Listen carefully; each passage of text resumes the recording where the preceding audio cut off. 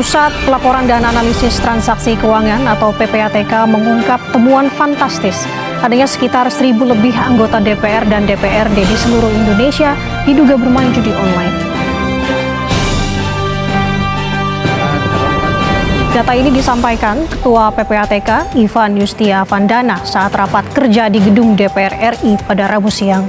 Ia menyebut perputaran uang dari 1.000 orang anggota Dewan baik di tingkat pusat maupun daerah yang bermain judi online. PPATK memotret lebih dari 63.000 transaksi yang nilainya mencapai 25 miliar rupiah. Ada lebih dari 1.000 orang itu DPR, DPRD sama sekretariat kesekjenan ada. Lalu transaksi yang kami potret itu lebih dari 63.000 transaksi yang dilakukan oleh mereka-mereka itu, dan angka rupiahnya bisa saya sampaikan? Jumlah totalnya. Angka rupiahnya hampir 25 miliar di masing-masing. Transaksi di antara mereka dari ratusan sampai ada miliaran, sampai ada satu orang sekian miliar. Orang sampai bisa 25 miliar gitu. Enggak, agregat secara keseluruhan. Itu deposit. Wakil Ketua Komisi 3 sekaligus anggota Mahkamah Kehormatan Dewan, Habibur Rahman, meminta PPATK memberikan data anggota DPR yang terdeteksi bermain judi online. Habibur Rahman akan mengusulkan hasil temuan Pusat Pelaporan dan Analisis Transaksi Keuangan atau PPATK ini ke Mahkamah Kehormatan Dewan. Habibur Rahman pun meminta PPATK memberikan data anggota DPR yang terdeteksi bermain judi online. Satu, DPR ada juga yang terdeteksi bermain judi online. Ya, kita minta infonya. Di DPR ini kan ada MKD, Pak Ivan. Di DPR ini kan ada MKD, Mahkamah Kehormatan Dewan. Ya, bisa disampaikan itu, Pak. Sehingga kita ada pendekatannya, karena kalau di masing-masing institusi, termasuk di DPR, bukan hanya melanggar hukum pidana, Pak, tapi ada ketentuan kode etik. Sementara anggota Komisi 3 Abu Bakar Habsyi pun mengapresiasi PPATK yang sudah bekerja maksimal dalam mengungkap data anggota DPR yang terdeteksi bermain judi online. Komisi 3 mendorong agar PPATK membuka ke publik siapa pemain dalam judi online ini.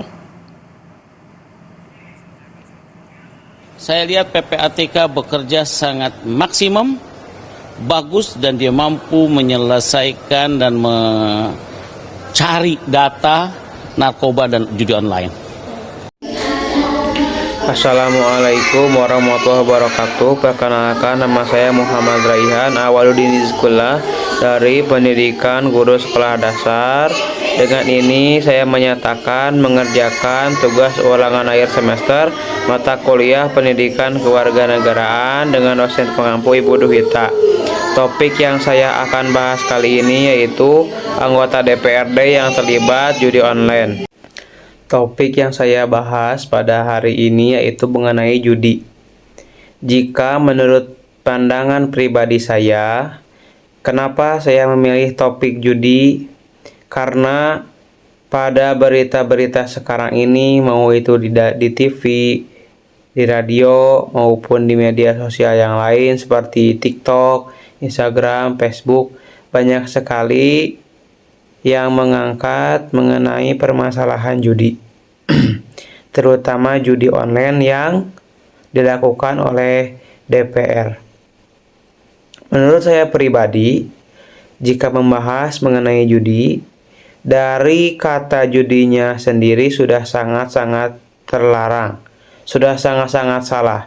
Mau itu dari segi agama maupun dari segi negara, kata judi sudah sangat tidak betul, sangat terlarang, sangat salah.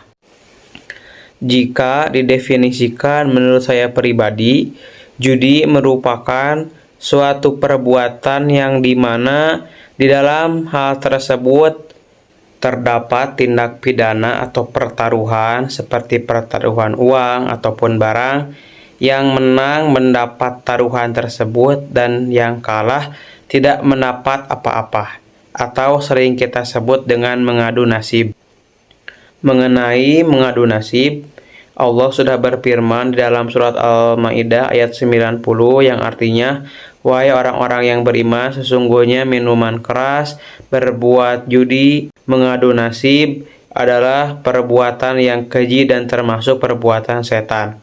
Maka dari itu jauhilah perbuatan-perbuatan tersebut agar kamu beruntung. Bukan hanya Allah Subhanahu wa taala yang sangat-sangat melarang akan adanya judi, tetapi negara pun ikut berbicara dengan keadaan tersebut yang berbunyi pasal 303 KUHP dan pasal 27 Undang-Undang Nomor 11 Tahun 2008 tentang ITE yang menyatakan bahwa pelaku judi online adalah pelanggar hukum ataupun pelaku judi adalah pelanggar hukum. Yang jadi pertanyaan sekarang, kenapa sih judi itu dilarang? Untuk menjawab hal tersebut, ada beberapa alasan mengapa judi dilarang. Saya yakin bahwasannya mengenai hal judi bukan hanya Islam saja yang menentang akan adanya judi, tetapi sepertinya di agama-agama yang lain pun sangat-sangat melarang akan adanya judi. Menurut saya, beberapa faktor yang menyatakan kenapa judi tidak boleh, kenapa judi dilarang, kenapa judi diharamkan. Yang pertama, karena aspek moral dan agama. Banyak sekali agama dan budaya menganggap judi sebagai aktivitas yang tidak bermoral, tidak mendidik, tidak ada faedahnya, tidak ada kegunaannya, dan bertentangan dengan ajaran yang dianut. Yang kedua, dari kesehatan dan mental. Judi dapat menyebabkan stres, depresi, dan masalah kesehatan yang lainnya. Masalah kesehatan mental yang lainnya, baik bagi individunya, baik bagi keluarganya maupun bagi teman-temannya. Dan apa keterkaitannya dengan DPR yang melakukan judi online? Menurut saya, mereka itu orang-orang yang pintar. Mereka itu orang-orang yang jenius. Mereka itu orang-orang yang berilmu. Tetapi tidak ada ilmu agamanya sama sekali. Percuma ilmu tinggi, ilmu banyak, gelar pun banyak, tetapi jika tidak mempunyai ilmu agama, maka nilainya sama dengan 0. Mau itu pejabat, mau itu presiden, mau itu DPRD. Kalau memang salah, ya salah. Kesimpulan yang bisa saya bahas pada materi ini yaitu bahwasannya judi online itu sangat haram, sangat tidak boleh, sangat menjatuhkan moral.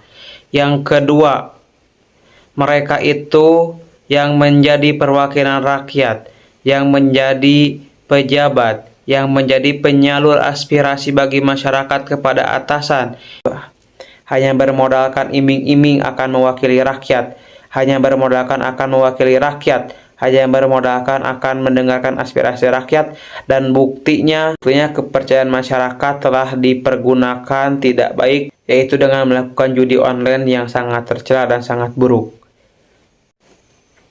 Meskipun demikian, tindakan berjudi online, tindakan tercela para pejabat adalah pelanggaran hukum dan etika, serta dapat merusak kepercayaan masyarakat terhadap institusi pemerintahan. Kami berharap semoga pemerintah menjadi pemerintah yang adil, pemerintah yang lebih baik, pemerintah yang lebih maju, dan pemerintah yang bisa mendengarkan aspirasi rakyat. Mungkin hanya itu tanggapan yang bisa saya sampaikan. Kurang lebihnya mohon dimaafkan. Wassalamualaikum warahmatullahi wabarakatuh.